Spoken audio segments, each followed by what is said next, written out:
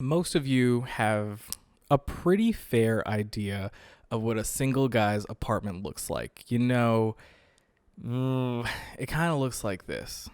You've got your couch, you've got your TV, you've got a gaming setup of some sort, and in a different room, you've got a bed. And that's basically it. What I want you guys to have your apartments or houses start looking like is something more like this.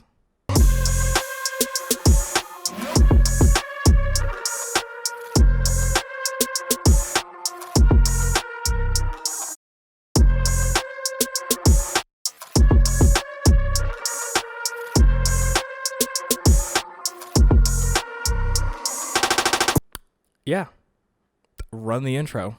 I got problems on problems on problems on problems on problems on problems I solve them. I run through the money, the pressure be calling. Left on my blessings, I feel like I'm falling. The birdie is back, tell me I'm garbage. I'm going through something, that's why I ain't calling. Phone in progression, it's all that I wanted. The phone in affection, I summon and dub it. Cause I got problems on problems on problems on problems on problems on problems I solve them. I run through the... Welcome back to another episode of the Problems on Problems podcast. I am your host, Mike Santee. And last week, according to a couple DMs that I got and some text messages that I got, I was coming for some people's lives, and really the lives of single dudes everywhere, where, I'm just going to put it out there. Not a lot of style going on when it comes to single dudes, and for some reason, brug girls too. But I feel as though females, brug girls, feminine energy people, I feel like y'all are a little bit more advanced in this. So this week we're just going to talk about the 5, in my opinion, the top 5 things that you can do to up your style or home aesthetic. Home decor for the homies. But first, let me adjust this microphone because it is driving me crazy. Bringing this bitch up. All right. Small details I feel so much better. Okay, so the number one thing that I could suggest for you guys to up your style or up your home decor is wall art. Now, don't get me wrong. You could go very, very wrong with wall art. And I'm talking specifically about things that come in the form of canvases and frames. Don't do this whole basketball poster thing or really just sports posters. Don't do the whole flip calendar deal. Don't do pinup stuff. Also, let's shy away from flags, okay? We're looking for, honestly, all of this is the idea that you're trying to display your personality, but also portray an image that you have your shit together to a mate, a potential mate, because that's what we're all looking for. And yes, part of our personality identifies with X, Y, and Z things, but we're trying to put something together that is appeasing to the eye of other people, but also yourself. There is some, at least in my opinion, there is some benefit to decorating stuff and having your own kind of aesthetic. But yeah, wall art. If you're doing anything that is if you're not doing something that's framed, whether that be a canvas that's wrapped around a frame or something that's in a frame, and you're just pinning up, movie posters and stuff like that to the wall, flip calendars like Sports Illustrated, swimsuit, centerfolds, and blah, blah, blah. You're basically going to be the male equivalent of that girl that hangs the tapestry behind her headboard, and we all know that she cheats. So let's not do that. Don't do that shit. You want to get things that kind of identify with you. So me, I like Charlotte. I like pops of color. I like rap. So behind me over here is Jermaine, Mr. J. Cole himself, done by Frank Design Co. Go follow them on the gram. Buy some of their art. I am looking at their Post Malone and Mac Miller pieces next, and maybe a Drake piece. We'll see what's going on. But yeah, get a canvas or two, get something framed. You could even get some of your posters that do mean something to you if they're really cool. You can get those framed. I will tell you right now, you're going to pay way more to have the thing framed than the thing itself, unless it's something crazy. Number 2, and I think we're going to make this list somewhat in order of importance, mainly because if you don't make it that far to the end of the video, we've got at least a couple things to work on. But also this list of importance is it's going to cost you some things, but they're more investments than anything else. But yeah, so number 1, the wall art. Get you some good wall art. Get you some things that match. And this is going to be another theme. Another theme that we talk about throughout the episode. but you want to have this idea of your aesthetic. But before we get to that, we talk about number 2, and that is smells. It's your smells. The olfactory sense, if you want to get all scientific, is the longest lasting sense tied to memory. And if you don't believe me, as soon as you get a whiff of like anything in particular, or for my athletes out there, if you played fall sports, if you played anything that's field sports, the idea of getting into the locker room, changing that smell, you already know what it is, going out onto the field, smelling that fresh cut grass, the dew from the morning workout, that's what smell does for you. I mean, if you were a water sport athlete, the smell of chlorine, like that's still very clear in your memory, and it draws up a lot more memories. So you want, I know you heard that. So you want people to associate you with the smell, and good smells. All right. So get your Bath and Body Works wallflowers, get your, what else are there? There are essential oil diffusers. There are Glade plugins, things like that. Candles, okay. We want candles, essential oil diffusers, if I haven't already said that. But yeah, the idea that if you smell good, you feel good, it's going to apply to the same thing across your domicile, whether that be just an apartment, home, bedroom, whatever that is. But like, you want it to smell good, okay? The last thing, or the fastest way, really, to turn somebody off is for them to show up and it just smell like ass. If you got pets, even more of a reason to keep up with the smell, because the last thing you want is your apartment smelling like cat litter, I don't know, reptiles. If you got them, that's going to be a whole subsect of things. But if you have like dogs, nobody wants to smell bad areas because it's not going to make them comfortable. Which makes us go on to number 3. We touched about it earlier, but this idea of themes / motifs / aesthetics. You're gonna kind of want to figure out what your aesthetic is, and that's probably honestly, that might be the hardest part to do of this whole project, is that you really need to start figuring out like what draws your attention and what makes you kind of feel at home. Because yes, I used to be one of those guys that literally just had the couch, I had the TV may have been on the floor or on some like crates or some hand-me-down kind of entertainment center, but that was basically it. I had nothing on the walls, nothing like that, and nothing really went together. And I know honestly, sometimes when you're just like starting out, getting stuff for free, pretty easy to do, and you gotta like make do with what you have, but there are ways to tie everything together into a cohesive theme, because themes are really the thing that are going to give your, themes are the things.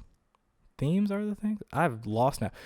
Themes are what's going to give your room, or each room, kind of its own identity or its ability to kind of differentiate itself, where one room might be a modern kind of idea, the other one might be something rustic, but themes will then allow you to start decorating stuff so that everything ties into itself. Best example I can give you is that my living room right now, that's not the best example.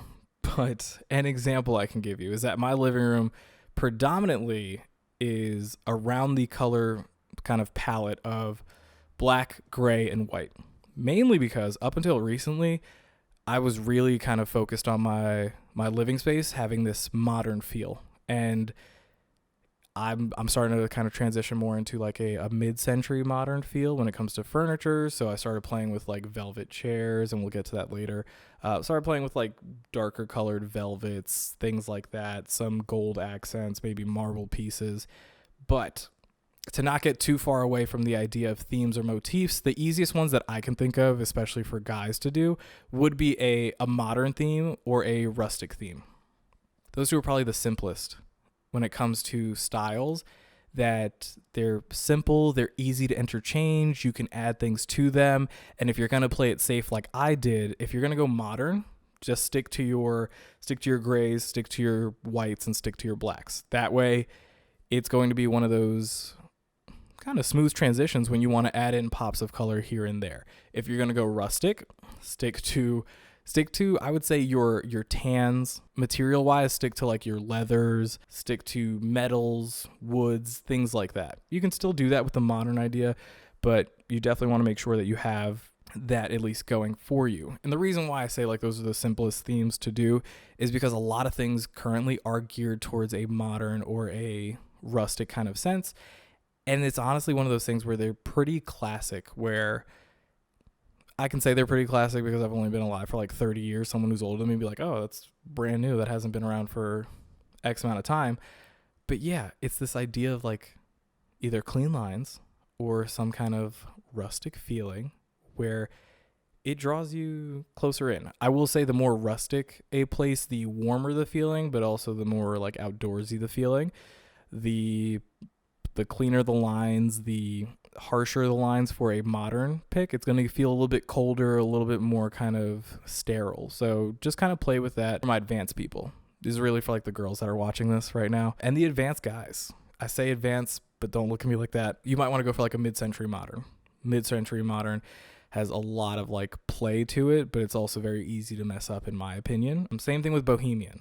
I enjoy a bohemian room. I'm just awful at picking out stuff for that. And that's another thing that you have to kind of take into account is if you're just starting from square one, you kind of have to not necessarily trust your gut, but also trust your gut. So make sure you're doing enough research. Yeah, dudes, you're going to have to download Pinterest because you'll start seeing a lot of things, and a lot of the algorithms will start to kind of push more stuff that you like towards you or in front of you. So if you start liking the same kind of thing where it's like, oh yeah, I like this wood table with a metal leg or metal frames, Pinterest is going to start populating that more and more often, so you get to see different ideas of how people use those pieces of furniture. And it's honestly, it's a pretty easy way to collect a bunch of ideas in one space. That being said, I'm not so good at the bohemian side of things. Like, I get it. I understand the weaving and the patterns and all that stuff, but I'm just awful at it. I would love for somebody to honestly decorate one of those rooms, especially because I enjoy having plants around. I just don't enjoy taking care of them. So if we could figure that out, shouts out to the crew, P.O.P gang, let me know. Number 4, Jesus Christ, I don't even know if I'm in frame anymore.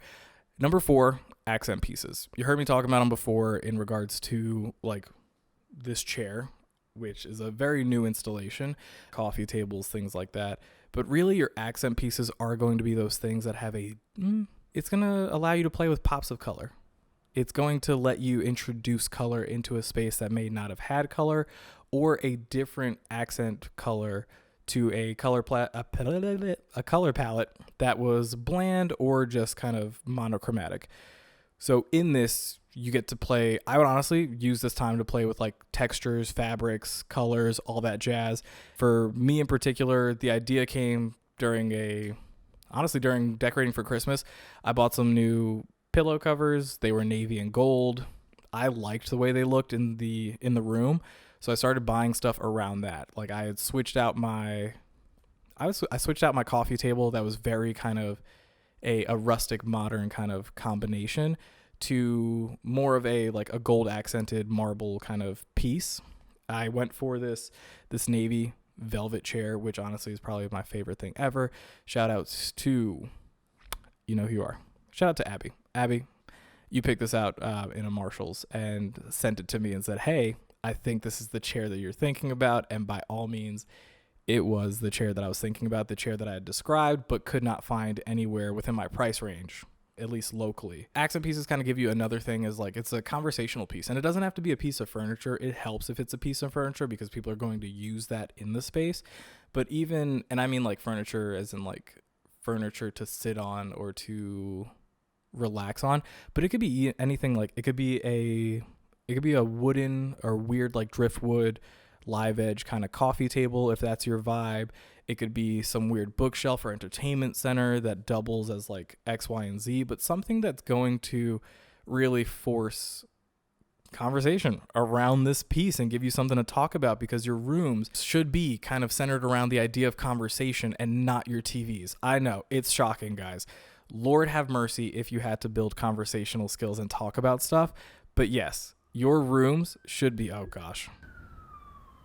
But yes, your room should be centered around the idea of conversation, or conversation should be at the center focus of your rooms, not your TVs, not that entertainment stuff. It should be the idea of talking and entertaining to people. unless you're big into gaming, and in which case, do your gaming thing, do bits. Number 5, and we'll kind of use this to wrap this up and kind of continue into the rest of the show. But number 5 are your accessories. Like I talked about before, honestly, I would say this might save you some time. It might actually save you some headaches. But guys, pillow hack. If you're in an apartment or anything like that, just order 18 by 18 pillows. You could order inserts, or you could just find them at like Walmart or Amazon or something like that. Reason being is that in my experience, I found a lot more pillow covers are sold in the 18 by 18 kind of size, or 18 by 18 size. It'll allow you to kind of change styles, change colors, change fabrics, things like that won't like break the bank kind of thing. A pretty cheap way to switch it up. Like currently, my original pillows, I bought them in the fall. They were this suede kind of orangey thing that goes well with the fall. It it goes well and complements the gray sofa. But when I put on these navy and gold covers, I was like, nah, this is way better. So again, 18 by 18. If you're living in a house or you have a bigger sectional or something like that, obviously go bigger. You don't have to play around with squares. I just found that it was a lot easier for me to interchange things. That part being said, on top of that, blankets. Guys, people are going to get cold. Ladies are going to get cold, especially if you invite them over to your cold-ass apartment where you don't change the thermostat ever.